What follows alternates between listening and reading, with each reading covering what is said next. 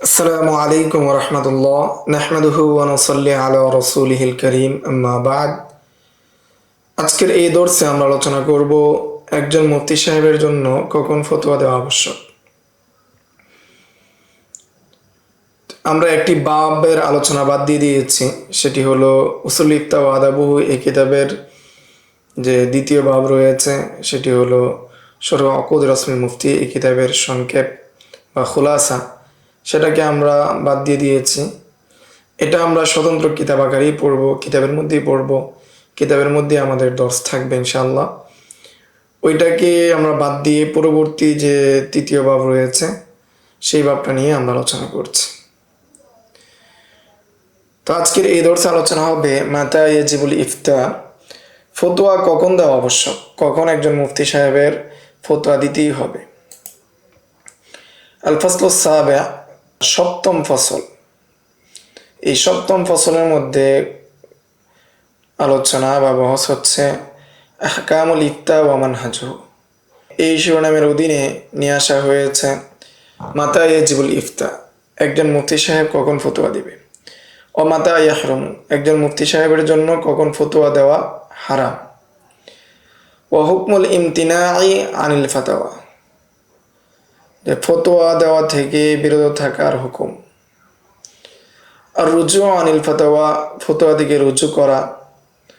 ও আহকামু নাকদিহা বা'দা রুজুই আনহা, ফতোয়া থেকে রুজু করার পর এর হুকুম কি হবে। আল উজরাতু আলাল ইফতা, ফতোয়া দিয়ে কোনো বিনিময় নেওয়া যাবে কিনা। মানহাজুল ইফতা, ফতোয়ার মানহাজ কি, পদ্ধতি কি, কিভাবে ফতোয়া দিতে হয়। আদাবুল ইফতা ও আদাবু কিতাবাতিল ইফতা, ফতোয়ার আদব, ফতোয়া লেখার আদব। ও আদাবুল মুফতি ফি নাফসি, এবং স্বয়ং একজন মুফতি সাহেবের আদব বা তার মধ্যে কি কি গুণাবলী থাকতে হবে, কি কি আদব রক্ষা করে সে ফতোয়া লিখবে, তা নিয়ে আলোচনা হবে সপ্তম ফসলে। তো প্রথম যেটা, সেটি হলো যে একজন মুফতি সাহেব কখন ফতোয়া দিবে, কখন ফতোয়া দেওয়া আবশ্যক, তা নিয়ে আলোচনা। আহকামুল ইস্তিফতা ওয়া মানহাজুহু, ইস্তেফতার বিধিবিধান এবং এর পদ্ধতি। তাহমিদান, ভূমিকা হিসাবে। বা'দা তামহিদি বা'দি হাযিহিল কাওয়াইদ, যে এই সমস্ত যে মূলনীতি রয়েছে সেগুলোর আলোচনার পরে নুরিদু আন নাবহাসা আন আহকামিল ফাতওয়া ওয়া মা'না আন্নাহু মাতা ইয়াজিবু আলাল মুফতি আন ইউফতিয়া ওয়া মাতা ইয়াহরুমু আলাইহি যালিকা। যেগুলো আমরা ইচ্ছা করেছি, আমরা এখন আলোচনা করব ফতোয়ার বিধিবিধান নিয়ে, যে একজন মুফতি সাহেবের উপর কখন ফতোয়া দেওয়া আবশ্যক এবং কখন ফতোয়া দেওয়া হারাম। ওয়া মাতা ইয়াহিক্কু লাহু আন ইয়ামতানিয়া আনিল জবাব, কখন সে জবাব দেওয়া থেকে বিরত থাকবে। সুম্মা নাযকুর ইনশাআল্লাহু তাআলা আল মানহাজ আল্লাযী ইয়াজিবু আন ইখতারাহুল মুফতি ইনদামা ইস্তাফতি আন হুকমিন শারঈয়্যিন। এরপর আমরা উল্লেখ করব যে মানহাজ উল্লেখ করব, যেই মানহাজের মাধ্যমে একজন মুফতি সাহেবের জন্য আবশ্যক হয়, যে একজন মুফতি সাহেব নির্ধারিত করবে যে কখন সে শরীয়ত হুকুম দিবে। মুস্তাফতি যখন তার নিকট ফতোয়া জিজ্ঞাসা করবে তখন সে কি করবে, এই বিষয়ে বিস্তারিত আলোচনা করা হবে। তো মূল শিরোনাম যেটা ছিল আমাদের মাতা ইয়াজিবুল ইফতা, কখন ফতোয়া দেওয়া আবশ্যক। আল আসলু ফিল ইফতাই আন্নাহু ফরদু কিফায়াতিন আলা মুফতিন মুআহিলিন ইযা উজিদা আদাদুম মিনাল মুআহিলিন। ফতোয়া দেওয়ার ক্ষেত্রে মূলনীতি হলো ফতোয়া দেওয়া ফরজে কাফায়া। এটা যখন যে যোগ্য অনেক মুফতি যদি পাওয়া যায়, অনেক মুফতি যদি পাওয়া যায়, তখন একজন মুফতির জন্য ফতোয়া দেওয়া হলো ফরজে কাফায়া। ফাইন কামা বিহি বা'দুহুম সাকাতা আনিল বাকি, যদি কতক মুফতিয়ানে কেরাম ফতোয়া দিয়ে দেয়, ফতোয়ার কাজ করে, তাহলে সবার পক্ষ থেকে এই ফরজে কাফায়ার দায়িত্ব আদায় হয়ে যাবে। ওয়াকুনু ফরদু আইনিন ফিল আহওয়ালিল আতিয়া, আর এটা ফরজে আইন হিসেবে গণ্য হবে নিম্নোক্ত যে সুরতগুলো রয়েছে সেই সুরতগুলোর মধ্যে ফরজে আইন হিসেবে গণ্য হবে। আল আউয়াল, প্রথম সুরত হচ্ছে ইজাস্তাফতা ফি মাকানিন লা ইউজাদু ফিহি মুআহিলুন গায়রুহু। যদি মুস্তাফতি এমন স্থানে মুফতি সাহেবকে ফতোয়া জিজ্ঞাসা করে যে জায়গার মধ্যে অন্য কোনো যোগ্য মুফতি পাওয়া যায় না, ওহুয়া ইয়ারিফুল হুকমা, আর যে বিষয়ে জিজ্ঞাসা করছে মুফতি সাহেব সেই বিষয় সম্পর্কে জানেন, তখন ওই মুফতি সাহেবের জন্য ওই সময় ফতোয়া দেওয়া ওয়াজিব। লিকাউলিল্লাহি সুবহানাহু ওয়া তাআলা, এটা আল্লাহ তাআলার বাণী, ইন্নাল্লাযীনা ইয়াকতুমুনা মা আনজালনা মিনাল বায়্যিনাতি ওয়াল হুদা মিন বা'দি মা বায়্যানাহু লিন-নাসি ফিল কিতাব উলাইকা ইয়ালআনুহুমুল্লাহু ওয়া ইয়ালআনুহুমুল লাঈনুন।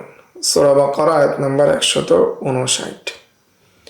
যে যারা কি করে আমি আমার যে নিদর্শন রয়েছে, যে বিধিবিধান রয়েছে, সেগুলোকে যারা গোপন করে এবং শপথকে যারা গোপন করে, এগুলোকে সুস্পষ্টভাবে মানুষের নিকট কিতাবের মধ্যে মানুষের জন্য কিতাবের মধ্যে বর্ণনা করার পর তাদেরকে আল্লাহ তাআলা লানত দেন, এবং লানতকারী যে সমস্ত ফেরেশতা রয়েছে ওই সমস্ত ফেরেশতারাও তাদেরকে কি দেন? লানত দেন।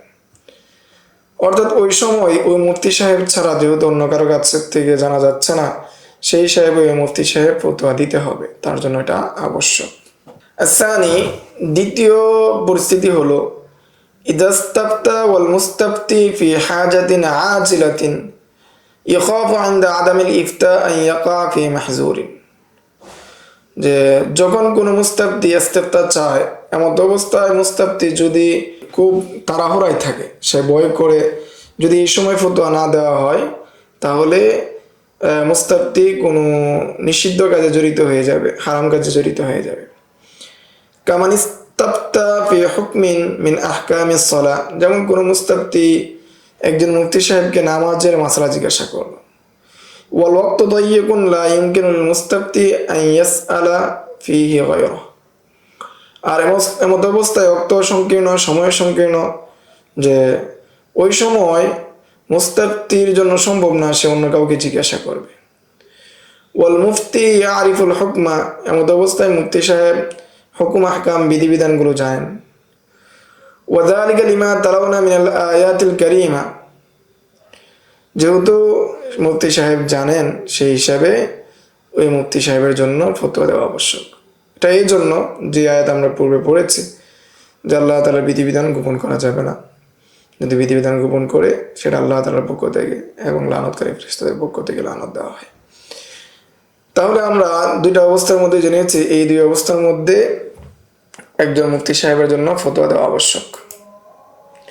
আস-সালিস, তৃতীয় অবস্থা হলো ইদা নুসিবাল মারউল মুআহিলু মুফতিয়ান মিন কিবালি ওয়ালিল আমরি, যদি কোনো ব্যক্তিকে নির্ধারিত করা হয়, দায়িত্ব দেওয়া হয়, যোগ্য ব্যক্তিকে, যোগ্য মুফতিকে দায়িত্ব দেওয়া হয় যে ওলিল আমর থেকে বা রাষ্ট্রের পক্ষ থেকে যদি তাকে দায়িত্ব দেওয়া হয়, ফায়াজিবু আলাইহি আইনান আন ইয়াকুমা বিল ইফতা, তখন তার জন্য আবশ্যক হয়ে যাবে সে ইফতার কাজগুলো করা। ওয়া যালিকা লিকাউলিল্লাহি সুবহানাহু ওয়া তাআলা ইয়া আইয়ুহাল্লাযীনা আমানু আতিউল্লাহ ওয়া আতিউর রাসূল ওয়া উলিল আমরি মিনকুম। তো এখানে উলিল আমর দ্বারা উদ্দেশ্য হলো যে উলিল আমর যেহেতু মুফতি সাহেবকে কি দিয়েছে? দায়িত্ব দিয়েছে, সেই হিসেবে উলিল আমরের অনুসরণ করবে, বা উলিল আমরের পক্ষ থেকে যে সমস্ত মুফতি সাহেবান রয়েছেন তাদের অনুসরণ করবে। সেই হিসাবে ওই মুফতি সাহেবের জন্য আবশ্যক হলো ফতোয়া দেওয়া। সূরাতুন নিসা আয়াত নাম্বার 59। قال النووي رحمه الله تعالى إفتاء المستفتين فرض কিফায়া, যে মুস্তাফতিদেরকে ফতোয়া দেওয়া এটা ফরজে কিফায়া। فإن لم يكن هناك من يصلح إلا واحد, যদি সেখানে একমাত্র একজন যদি যোগ্য ব্যক্তি থাকে তখন ফরজে কিফায়া। তাআয়ানা আলাইহি, তখন সে নির্দিষ্ট হয়ে যাবে। ওয়া ইন কানা জামাআতুন ইসলিহুনা, আর যদি সেখানে বিরাট সংখ্যক একটা দল থাকে, فطلب ذلك من أحدهم فامتنع فهل يأثم আর যদি সেখানে অনুসন্ধান করে যে অন্য কারো নিকট যদি কি অনুসন্ধান করা হয়, যদি সে কি করে ফতোয়া দেওয়া থেকে বিরত থাকে, যে অনেক মানুষ রয়েছে এমত অবস্থা, অনেক মুফতিয়ানে কেরাম রয়েছেন, যে তাদের মধ্যে একজনকে ফতোয়া জিজ্ঞাসা করা হলো, সে ফতোয়া দিল না, ফাহাল ইয়াসিমু, সে কি গুনাহগার হবে? ইয়াসামু, সে কি গুনাহগার হবে? যাকারু ওয়াজহাইন ফিল মুফতি, তখন এখানে দুটি স্রোত উল্লেখ করা হয়েছে, যে মুফতি সাহেবের ক্ষেত্রে দুটি স্রোত। একটি স্রোত হলো যদি অন্য কোনো মুফতি সাহেব না থাকে, আরেকটা হলো যে অন্যান্য যদি মুফতি সাহেব থাকে। দ্বিতীয় স্রোত যেটা ওয়াযাহিরু জিরিয়ানুহুমা ফিল মুআল্লিম, এটা মুআল্লিমের ক্ষেত্রে প্রযোজ্য, শিক্ষকের ক্ষেত্রে প্রযোজ্য। সেটা হলো যদি এই শিক্ষক ব্যতীত অন্য কোনো শিক্ষক যদি না থাকে, তাহলে তার জন্য শিক্ষা দেওয়াটা কি আবশ্যক।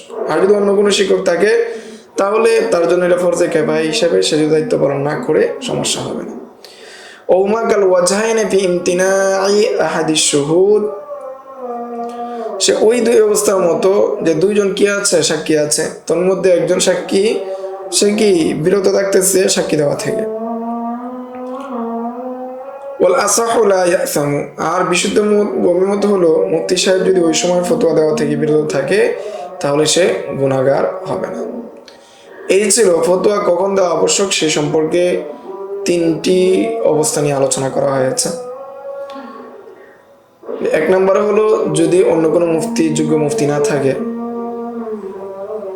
দুই নম্বর হলো যদি সময় সংকীর্ণ হয়। তিন নম্বর হলো রাষ্ট্রের পক্ষ থেকে নির্ধারিত হয়। আরেকটা হলো সময় সংকীর্ণ হওয়া। এই তিন অবস্থার মধ্যে যদি কেউ ফতোয়া জিজ্ঞাসা করে কোনো মুফতি সাহেবের নিকট, তখন তার জন্য ফতোয়া দেওয়া আবশ্যক। তো আমাদের বর্তমান সময়ে মুফতি সাহেবদের অভাব নাই আমাদের বাংলাদেশের প্রেক্ষাপটে। সেই হিসাবে যে বিষয় আমার জানা নেই সেই বিষয়ে তো ফতোয়া দেওয়া অবশ্যই হারাম। আর যে বিষয়ে জানা আছে সেই বিষয়ে আমার চেয়ে অধিক জানাওয়ালা যদি কেউ থাকে, সেই ক্ষেত্রেও আমাকে এই ফতোয়া দেওয়া থেকে বিরত থাকা উচিত। অথবা আমি যেটা জানি সেটার ক্ষেত্রেও অন্য কোনো মুফতি সাহেবকে জিজ্ঞাসা করে তারপর ফতোয়া দেওয়া উচিত। তো এই ছিল আজকের আলোচনা। সামনের দর্শে আমরা আলোচনা করব ফতোয়া কখন দেওয়া হারাম। আসসালামু আলাইকুম ওয়া রাহমাতুল্লাহ। ومن يؤت الحكمة فقد أوتي خيرا كثيرا وما يذكر إلا أولو الألباب.